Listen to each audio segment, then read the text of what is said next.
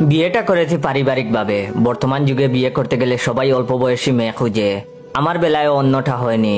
পারিবারিক মতামতে বিয়ে করলাম। ক্লাস 9-এ পড়ুয়া এক সুন্দরী মেয়েকে। বাসর রাতে বউ আমাকে ভাই বলাতে একদম হয়ে গেলাম। প্রশ্ন করলাম, আমাকে ভাইয়া বলছো কেন? সে স্বাভাবিকভাবে উত্তর দিল, আপনার আম্মু আমাকে বলেছে আজ থেকে উনাকে মা বলে ডাকতে। আমি তখন বললাম, হ্যাঁ এটাই তো স্বাভাবিক, মাই তো ডাকবে। বউ কিছুক্ষণ চুপ থেকে বলল, তো আপনার মা যদি আমার মা হয় তাহলে তো আমরা ভাই বোন, তাই না?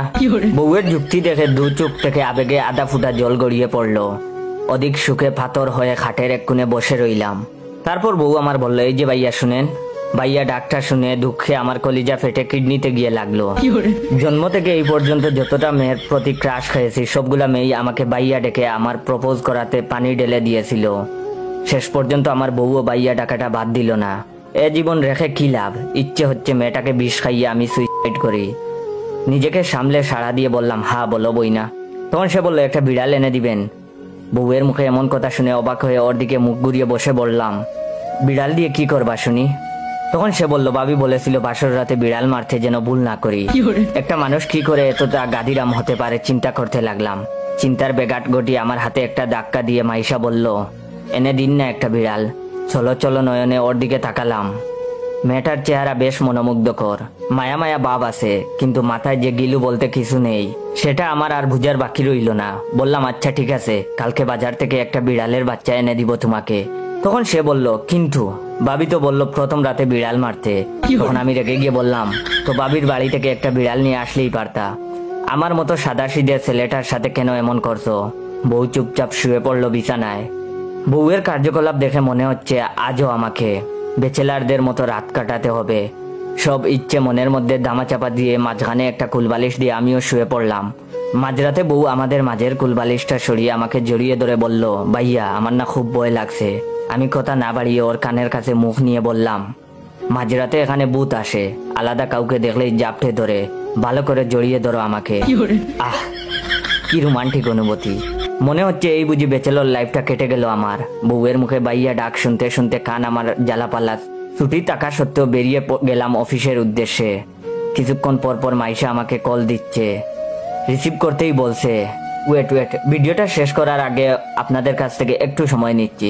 অবশ্যই আমার অরিজিনাল পেজ ইওর জয়টাকে ফলো দিয়ে রাখবেন। আর ভিডিওটা শেষ পর্যন্ত দেখার পর যদি ভালো লাগে অবশ্যই শেয়ার করবেন। আর রিয়েক্ট দিতে কখনো ভুলবেন না। ধন্যবাদ। ফোন ধরতেই বলছে, বাসায় কখন আসবেন ভাইয়া? বাসায় ফেরার পথে বিড়াল আনতে ভুলবেন না কিন্তু। আজকে যে করেই হোক বিড়াল মারতে হবে। কথায় কথায় ভাইয়া বলাটা বোধ হয় মাইশার একটা বদ অভ্যাস। কিছু বলার সাহস হচ্ছিল না কোনোবারই, শুধুমাত্র হা বলে কল কেটে দিচ্ছি প্রতিবারই। বিকেলে যখন ক্যান্টিনে খাওয়া দাওয়া করে বিশ্রাম নিচ্ছিলাম তখন আম্মুর কল। রিসিভ করতেই বললেন, বাবা মাইশা আমাকে শুধু শুধু প্রশ্ন করছে ভাইয়া আসবে কখন। আসার পথে মাইশার ভাইয়াকে কল দিয়ে নিয়ে আসিস তো। আবেগে দু চোখ বেয়ে 2.5 ফুটা জল গড়িয়ে পড়লো। আমি বললাম, ঠিক আছে মা বলে কল কেটে দিলাম। তারপরে একটা খাঁচাতে বিড়ালের বাচ্চা নিয়ে বাসার কলিং বেলে হাত চাপলাম। দেখলাম মাইশা দরজায় দাঁড়িয়ে আছে। আমাকে দেখেই মাইশা জুড়ে বলতে লাগলো, আম্মা দেখো ভাইয়া এসেছে। তখন আমি হাত থেকে বিড়ালের খাঁচাটা রেখে ওর মুখ চেপে ধরলাম। সে অবাক হয়ে আমার দিকে তাকিয়ে চোখগুলো এদিক সেদিক ঘুরাচ্ছে, কিছু বলার চেষ্টাও করছে। মুখ চেপে ধরে টেনে হিচড়ে আমার রুমে নিয়ে গেলাম। বললাম, তুমি আমার আম্মুর সামনে আমাকে ভাইয়া ডাকবে না। তখন সে বলল, কেন কি হয়েছে? আজ সারাদিনই তো ভাইয়া বলে আপনার কথাই বললাম, আবারও বললাম। তখন আমি বললাম, ঠিক আছে, কারোর সামনে আমাকে ভাইয়া ডাকবে না, বুঝেছো? তখন সে বলল, আচ্ছা ঠিক আছে। শান্তভাবে আমার পাশে মাইশা বসে বিড়ালটা নিয়ে খেলা করছে। কিছুক্ষণ পর মাইশা বলল, বিড়ালটা খুব কিউট, এটাকে আমি আর মারবো না, আদর করব। আমি আর কিছু বললাম না। প্রথমবার যখন শ্বশুর বাড়িতে গেলাম লক্ষ্য করলাম বাবির সাথে বসে মাইশা কি যেন গুজুর গুজুর করছে। আড়ি পেতে শোনার চেষ্টা করলাম। তখন বুঝলাম বাবি বলছে, কিরে বিড়াল মারলি?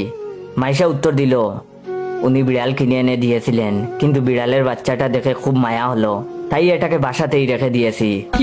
দুঃখে আমার মরে যেতে ইচ্ছে হলো। লক্ষ্য করলাম বাবি মিটিমিটি হাসছে। অল্প কিছুদিনের মধ্যে আমাদের সম্পর্ক খুব ঘনিষ্ঠতায় পৌঁছালো, কিন্তু মাইশার মুখের বাইয়া ডাকটা সরাতে পারলাম না আর। যাই হোক, ব্যাচেলর লাইফ থেকে তো মুক্তি পেলাম। তবে মেয়েটা আমায় ছাড়া কিছু বুঝে না, কিন্তু সবসময় পিছু পড়েই থাকে। বিয়ের 5 মাস যেতেই লক্ষ্য করলাম মাইশা ঘন ঘন বমি করছে। আম্মুও কেমন জানি দুষ্টামির নজরে আমার দিকে তাকায়। বেশ হাসি খুশি পরিবারের সবাই। কিন্তু কেমন জানি সবাই এড়িয়ে চলছে আমাকে। রাত হতে মাইশাকে জড়িয়ে ধরে জিজ্ঞেস করলাম, আচ্ছা সবাই আমাকে এভাবে এড়িয়ে চলছে কেন? বিশ্বাস করেন ভাই, এরপর যা শুনলাম আমি তার জন্য মুঠেও প্রস্তুত ছিলাম না। মাইশা মিটিমিটি হাসলো, আমার বুকে মুখ লুকালো। Wait wait